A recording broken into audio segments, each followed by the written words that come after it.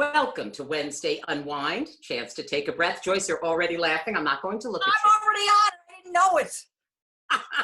Let me at least introduce you first. Okay. I'm adjusting my eyes, glasses or no glasses. Oh, I like the glasses. I'm going. Oh, much better. Yeah. All right. So, Joyce, this is called Wednesday Unwind. We like to give people a chance to take a breath. It's a little crazy. I don't know if you're aware, a little crazy out there these days. It is? So, a week, we at the Pinehills send out this breath of fresh air, so to speak. And you are our breath of fresh air this week. And really, how many Law and Order reruns can we watch? So this is something different, right? So joining me today, the one, the only, and I consider an icon and a legend, Joyce Kulhawik. Many of you will know her from her years at WBZ TV, where she was the arts and entertainment guru during the Liz and Jack era and beyond. Then she's now the Boston Theater Critics Association head. She has her own website, Joyce's Choices, where she reviews all things arts. I have known her for a long, long time. 150 years at least. Yeah. Not as long, though, Joyce, as I have been on hold for my hair salon, but a long, long Listen, time. Your hair, fantastic. I mean, really and truly, you haven't cut it in a while, but that is the foundation, a good haircut. You can just grow that thing out, except in my case, it's like Rapunzel here. I'm like, this is like, this is 3-4 months and it's getting, kind of fun. I know. Yeah, What yeah. they just said, in case you were curious, the governor has just said phase 2. Hair salons. So we have a few weeks of getting longer and a little more straggly. It's but true. Phase 1A next Monday. Ask me if I've already called Mario Russo Salon to make my appointment. I have. I thought you could do this interview. I figured you'd be on hold. Yeah, exactly. Yeah, exactly. I'm loving it. But yeah, I think you're right. May 25th it kicks off, and we'll May all be 25th. the bread line of long-haired women. Yes. Right? So I'm looking forward to hairdressing and theater. When is that going to happen? I don't know. Well, from what I'm seeing, it looks like theater will be coming back around phase 3, which is maybe in 6 weeks. But my attitude towards this whole thing, Joyce, and I think you agree, it's our mindset. You can tell me I can go somewhere, but I don't know yet if I feel like I can go there. So that's going to be the deciding factor. How the feels. I have enjoyed personally being sequestered. I have been able to do everything I need to do from this laptop. It's like Joyce Kulhawik Intergalactic Enterprises. Every event that I was involved in has gone virtual, and my TV background has come in so handy, I have to say. So this past week we hosted the Eliot Norton Awards for all of the.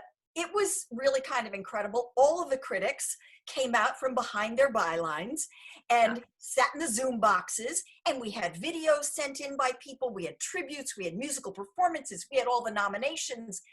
The entire community tuned in. It was fantastic. 3 weeks before then, I hosted the Simmons Women's Leadership Conference, a global leadership conference for 5,000 women around the world. Among our speakers, Serena Williams, tennis legend. She's in her living room in Florida. I'm in my living room in Wayland. It was unbelievable. So, given the reach of this technology, I've been able to kind of sit here, stare at my window at my cats, and do everything I need to do right from here. And I've loved it. I have loved it. I mean, I'm hearing that from a lot of people. Obviously we have the luxury of not being burdened by a lot of the impact of this. I have my health. I have a roof over my head. I know where my next meal is coming from. I have family. No, this is an extraordinary luxury, and I am not oblivious to that. And I am enormously grateful. And this has really reminded me.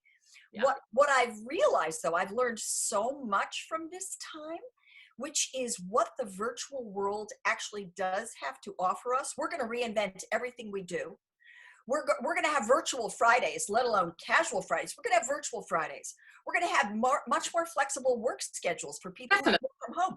That's going to cut down on rush hour traffic. That's going to cut down on just the expense of renting space and all kinds of things that we now discover we can do this way. Not everything. It's Yeah. not going to replace live theater, for example. Well, that's what I was Yeah. going to ask you. Yeah. How, you know, in other words, yes to everything you just said. Yes, we are. My company, for example, is considering just not having an office and being virtual at this point. We're doing fine business without it, right? Exactly. And we don't have to have our hair colored as much as we thought. You know, That's right. some of this is kind of nice. It really is. Yeah. I agree. But what does happen now, Joyce, to the arts? And what are you hearing? Are you feeling like I feel with restaurants? Will we lose 50% of our arts organizations? I don't think we're going to lose 50%, but all the creative artists among us right now are frantically trying to reinvent and incorporate a virtual platform. Almost every large cultural institution, from the MFA, the Boston Ballet, the Boston Symphony Orchestra, they all have virtual programs. So you've got Yo-Yo Ma doing, you know, concerts from his home every single week. You've got, oh, there goes my earrings. It, you know, it wouldn't be TV if my earrings weren't falling off my head. Yeah, exactly. You can take virtual walks through the museum. They just did a whole big impressionist thing. I mean, so musicians are figuring out how to do amazing things. On my website, joyceschoices.com, I'm trying to figure out every single week to give people virtual entertainment so that they see all the kids at conservatories, what they're doing. They are so savvy about virtual technology and how to create orchestras and performances that look amazing on camera. What we've discovered, and I discovered this in doing that women's leadership conference, where we thought, well, this is going to be a substitute, and maybe a poor substitute for an in-person live event. We discovered, women said to us, that was so much more intimate than being live at a giant conference hall looking over a sea of thousands of heads to a tiny person at a podium, even with big screens around the room. They felt like the speaker could speak directly to them, from their homes to our homes to your home, and that it was a very intimate, intentional experience. My thought as a critic, as a literature person, always excavating for like the big themes, that the emphasis on the virtual, the de-emphasis on the physical, has put the emphasis on the metaphysical. Yeah. So that we are, all of the things about human beings that really connect, our compassion, our emotions, pop right through a virtual screen. So this is something that's revelatory and is being explored right now by theater groups. A particular theater group in Needham, the Arlekin Players Theater, they're a troupe of Russian artists who are amazing and endlessly inventive. They just won a whole bunch of Eliot Norton Awards. They just did this past Sunday night, and they will do this every Sunday night right into June, a live performance, interactive, where you determine, I think, the outcome or the trajectory of one of the characters. It's less than an hour long, and that's just one company, what they're doing. It's appointment television, if you will. Right. But, you know, theater obviously has very unique challenges because it is so dependent on the live experience. But I'm telling you, they are working hard to figure out what to do. But what about money? In other words, I love the virtue. How is everybody money without ticket sales? Yeah, well, you can sell a ticket to an online production. But in fact, your expense outlay is much less too, because you're not mounting physical costumes in a physical space with a physical lighting. You know, there's some of it, but you know, some of it will be commensurate with what you're putting out and what that actually costs. That's not going to be the answer to everything. But artists right now are doing online classes. They're doing online readings. The American Repertory Theater is resurrecting some of its best interviews. I know Diane Paulus and everybody at the ART is right now trying to come up with a plan for theater and a template for what to do. They're working in Broadway right now trying to do this. Everybody's mounting visual award shows. You know, this is going to tax the creative community in ways that they're ready to be tapped. They're psyched. They've gone from depression So let's kill it. Let's figure this out. That's what creativity is. Creativity is a function of repression. When you're pushed, when you're restricted, that's when you have to use your creative juices to create, to make the familiar strange in a way, to take what's new, take what you had and reinvent it. I find that extraordinarily invigorating. Yes, I agree with you. It's interesting. You mentioned just moments ago how Serena Williams was in your living room when you oh were my gosh, yeah, crazy. Beyond. But Yo-Yo Ma was in your living room. Yes. Yes. I remember, I unfortunately was an idiot and missed it, but I heard about it. Your house, which we can see a little bit of right now. My little office that I share with my husband. But Andrew and I, my husband, who's an architect, so it pays to be married to an architect, yes. Built our home on a big tract of land, and we started from scratch. And he and I, unbeknownst to each other, came up with the same plan. The bells and whistles on mine were different from the bells and whistles on his. The cosmetics, mine was all wood and molding and classical stuff. His was all chrome and glass and modern. But the floor plan was exactly the same. Wow. It evolved around a room. It evolves around the Isabella Stewart Gardner Museum, quite frankly. It's like a central courtyard. So that's our central space, which is like a theater. It's 18 feet high, 2 levels, with a stage, a big baby grand piano, floor-to-ceiling bookcases, a rolling ladder, French doors that open out into a big field. I want to do scenes from Chekhov in here. We've had Yo-Yo Ma in here with Silk Road Ensemble. We do benefit concerts because we want to have fun. We want to create a play place in a way. I feel like I live in a theater. And it's been so exciting. We love inventing our living space, and it's got balconies. So I sit up in the balcony like Isabella Stewart Gardner, and I wave to the artists. Bravo! You know me.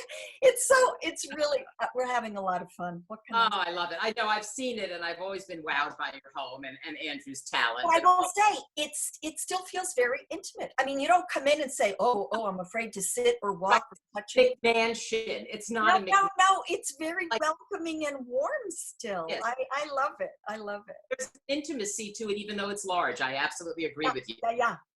I covered a lot of your life, Joyce, but we won't believe. Janet, honestly, I still remember when you and I worked together at WBZ-TV, and you were the voice of traffic control or and Janet would be saying hilarious things. I'd be on the set anchoring the news, and Janet would come on and say, so Janet, what's it like out there? She goes, well, the central artery is having a heart attack.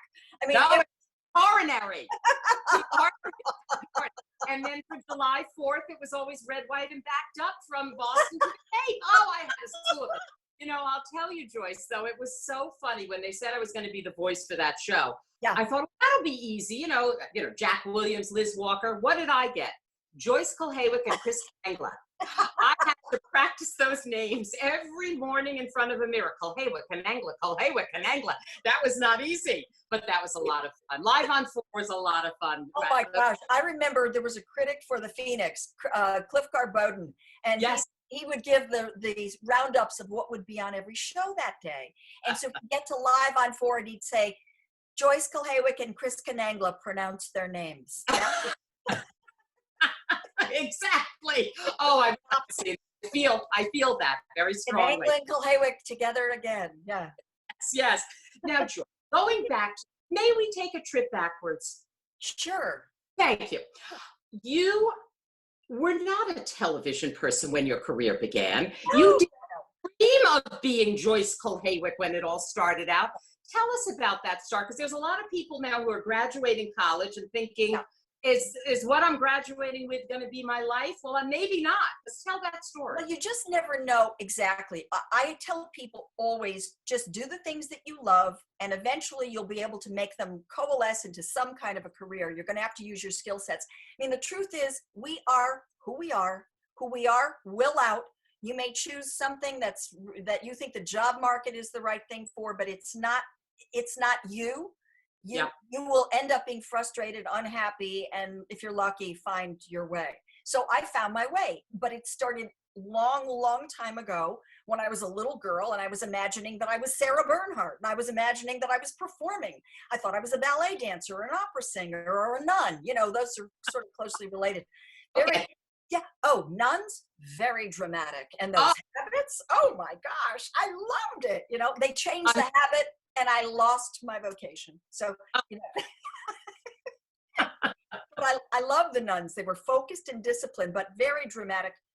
I studied everything that had to do with the arts, and I loved reading, and I loved writing, and I loved talking. My mother said I spoke early and very clearly, and apparently a lot. So, you know, so that took me all the way through till I got to college, and I thought, oh, I'll major in literature and maybe just, you know, English. I majored in English because I was interested in the meaning of things. I always got more out of a novel than a newspaper. So that was always me. And I minored in music and I double majored in education thinking, well, at least that's a way to package up what I do. But I never really wanted to be a teacher. I got out, I went to grad school, majored in English, secondary ed. And then I taught for 2.5 years at Brookline High School. And while I love the kids and I like the material, I hated everything else about it. I hated the hours. I hated the paperwork. I hated the discipline issues. I couldn't be up at 8 o'clock in the morning doing anything. I'm a night owl. So, I mean, it was really, you know, so I quit and then I heard about a job on television. And I mean, it's too long a story to get into, but it was quite serendipitous. I knew nobody, had no connections, heard about this through 3 different avenues that had nothing to do with each other, and went in for an audition and they hired me. And I thought they would hire me to be behind the scenes because, I mean, you should have seen the women who showed up at this audition. what do They you mean? were, oh, they were tall and blonde and voluptuous, and they had modeling portfolios, and they were wearing high heels. We were down at the Swan Boats at, you know, 4:20 on a Thursday afternoon. And I thought, well, they're not looking for you. I had a little Peter Pan collar. I looked like a teacher. But I thought, I have a good education and I can talk. They'll hire Yeah. me behind the scenes. Yeah. And I got up there and I started and I got nervous and I just took the mic off and I started to walk away and the producer said, hey, come back here. I think you've got something we're looking for. And I'm thinking, what? You know, amnesia? I forgot everything I was going to say. He said, no, just let us talk to you in front of the camera. Get rid of all those index cards, your notes, you know. And then several weeks later, they called me and they asked to have lunch. And I had lunch with the producer. And after 2 hours, You love. I love lunch. I thought this is great, but I still didn't know if I was hired. And I said, well, so Mr. Houghton, how will I know if I have the job? He said, Joyce, you have the job. That's why we're having lunch. I mean, I was clueless. But as soon as I walked into Evening Magazine, instantly, Yeah. I was in my milieu. You I, felt, oh, yeah. totally. Because I was also a movie buff. I had watched, you know, hundreds of movies. I loved actors and acting. And I had to produce my segments. And I immediately could do that. And I had, because I could write. So I wrote, and then I found pictures, and then I had to edit. And then I had to be in little spots on TV. I could do in little short bursts. So I actually had to learn how to be on TV in front of everybody. And it took me, you know, a while to get comfortable. It takes a long time to be I bet. yourself. Yeah. I didn't realize Evening Magazine came first. So from Evening Magazine, you then went to the news. Well, yeah, and I didn't want to do that. They said, we have a promotion. We want you to be our consumer reporter on the news. And I said, oh, okay.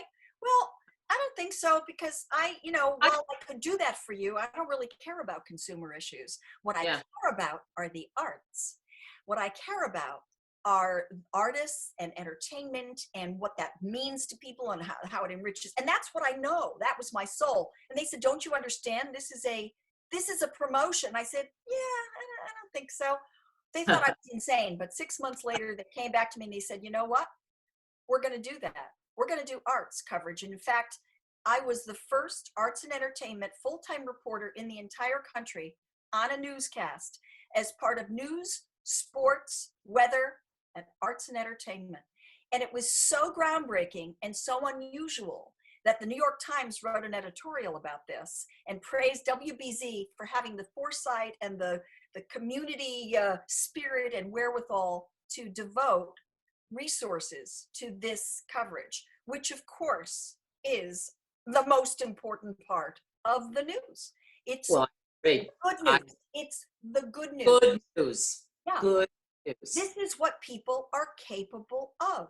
Artists enrich our brains, our lives, our souls, our compassion, our empathy, not to mention all the other ancillary things. They actually bring millions of dollars into the economy, but sports gets all the attention. I have many thoughts about this, but maybe we'll save for another interview, because that could be. Will. Oh, Yeah. I gotta tell you, I have a lot of data and a lot of information and a lot of inspiration. Oh, I love that. That sounds like you said that before. Oh yeah. Yeah. Now, okay, so I have to ask some questions that you've been asked a million times, but everybody wants to know. First of all, do you have a favorite interview and a lead? Was there someone who you came out of that interview and you were like, "Now, why I have this job"? What did you? So interesting. There have been literally so many interviews, but a few pivotal ones pop out. One was one of the very first ones I ever did, and it was with Meryl Streep, and I thought I was going to have a heart attack because I'd been in the job maybe 6 weeks, and they said, okay, and you're going to go to New York and you're going to interview Meryl Streep, who in 1981 was on the cover of Life magazine as America's best actress, and she was just beginning. And I thought, what? How? Whoop.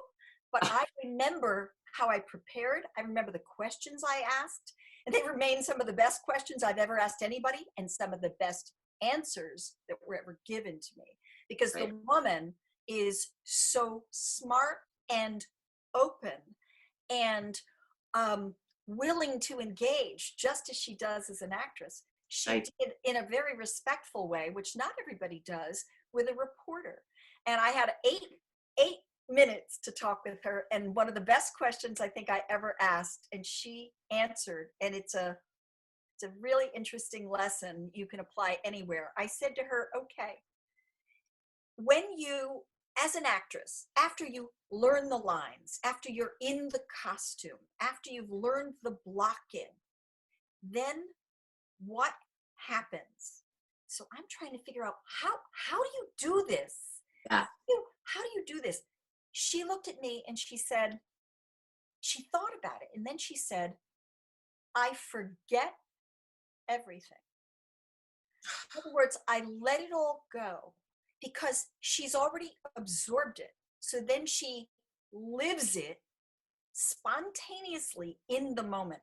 And of course, this is what every athlete does. This, who's in the zone. Yep. Not out there in your head. You're in your body. She's in her body. And this is any person who gets in their creative zone. When you're in it, you've done all the work, and then you're free in that moment. You forget everything. So I mean, that was a huge thing. And then of course, I remember a very amazing interview that I had with Rudolf Nureyev, the very famous Russian ballet dancer who was the first Russian defector to the United States artist. And we knew he was coming to Boston, but we decided to get the jump on every other station. And they flew me out to Saratoga, where he was going to appear just before he came to Boston, and I would interview him there. So we put out the ask. They said yes. They flew me in. I get to the place, and they said, oh, well, just a minute. We'll find out if Mr. Nureyev is willing to do the interview. And I said, what? I'm here. He said yes. So I see them go over to him, and they're talking to him, and he's looking at me over their shoulder, and okay. So she comes back. She says, all right, he'll do the interview, but you got to make it quick. And whatever you do, keep him engaged, because if he gets bored, he'll get up and leave. And I'm like, okay, not much pressure. So I said, well, if he doesn't have a lot of time, I will race Mr. Nureyev to the lawn, because we were outside. And he looks at me, and I start running up the aisle.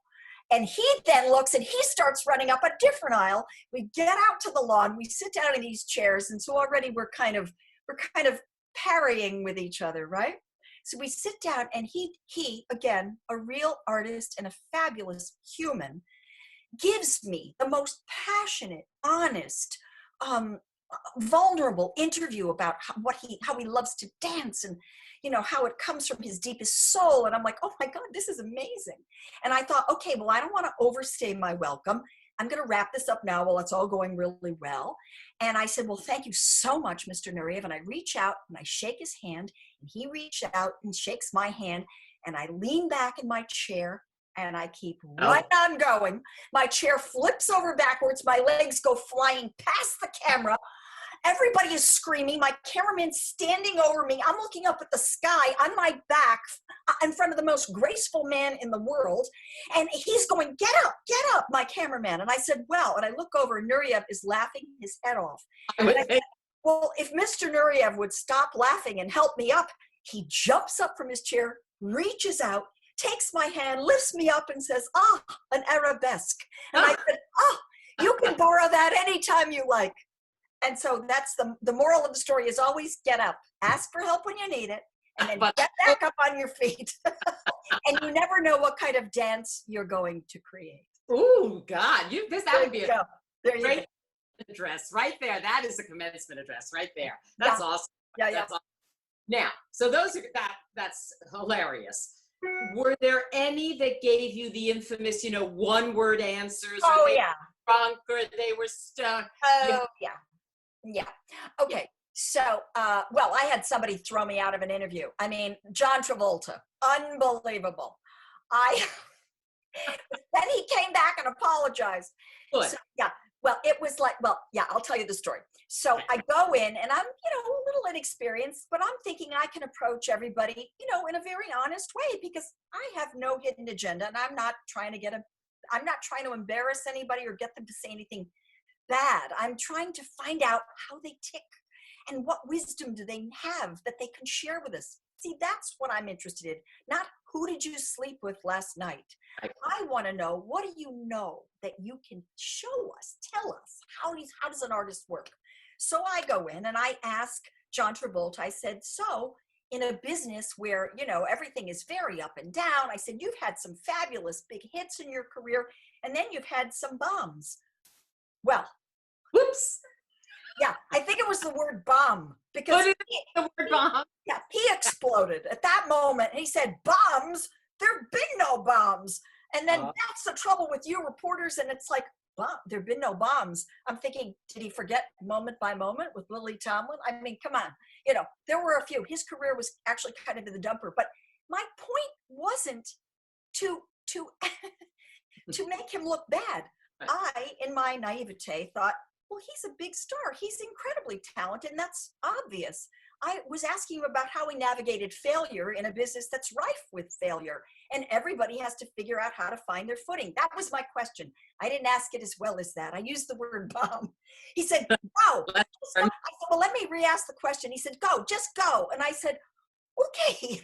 So I went on, I interviewed his co-star, Mary Lou Henner, and in the middle of that interview, he came in the room and he started joking around, and, he was obviously trying to give me something because he had taken something away. 10 years later, I interviewed him again when he made a big comeback after many bombs, and did Pulp Fiction. And I walked in the room, and luckily, he didn't remember me.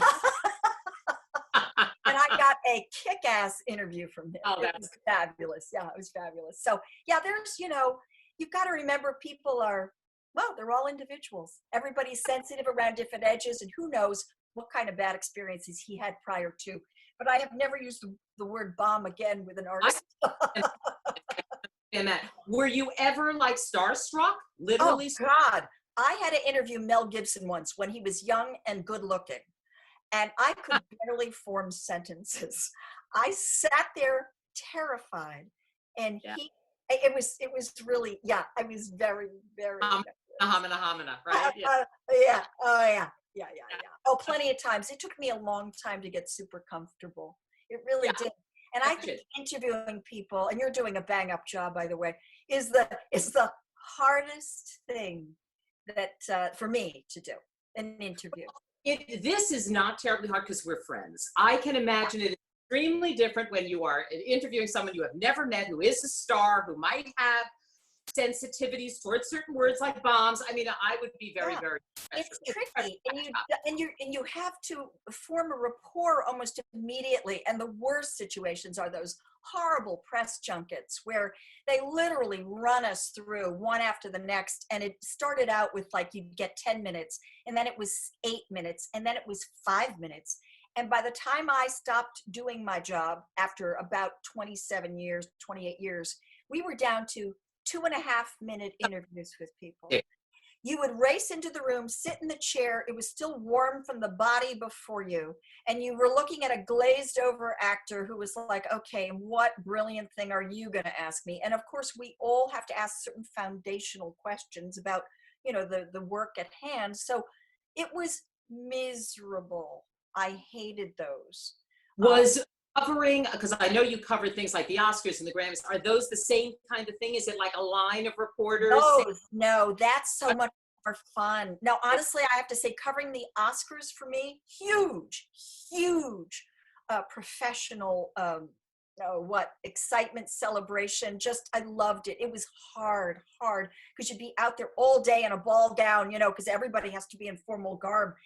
All the cameramen are in tuxedos. I mean, it's the red carpet.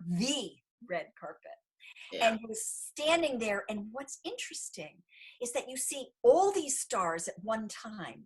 None of them are in character for anything. And they're all a little bit nervous because they're all either being evaluated that night by their peers, or they're being out amongst their peers, or they're presenting. So they're all a little bit on edge. So it's kind of like the great leveler.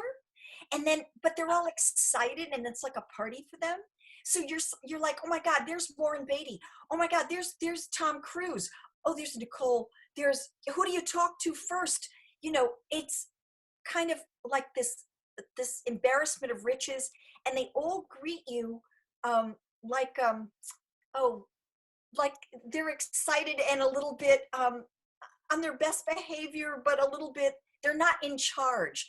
So it makes them more vulnerable, and they're so much more willing, and they're happy, and it's upbeat. It's a great, beautiful. Oh, I can imagine. I can imagine. I remember I used to work at BZ when you went to the Oscars, and I was wowed by that. Oh my gosh. And the deadline of that was crazy because they wouldn't announce some of the biggest awards until I was almost on the air within minutes. So I'd be racing back down to the red carpet from being inside on my headset talking while they're saying to me, and so-and-so just won, and it would come out of my mouth as it was going into my ear. I mean, it was really kind of terrifying.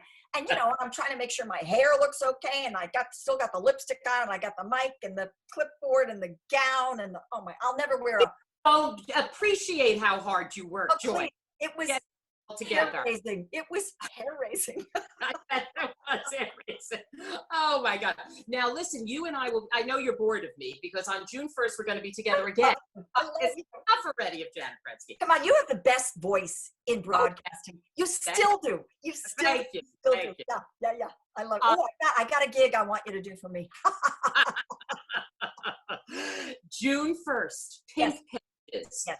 You will be with Alice Hoffman, who I tortured with one of these interviews a couple of weeks ago. The poor thing. I hope she's over it.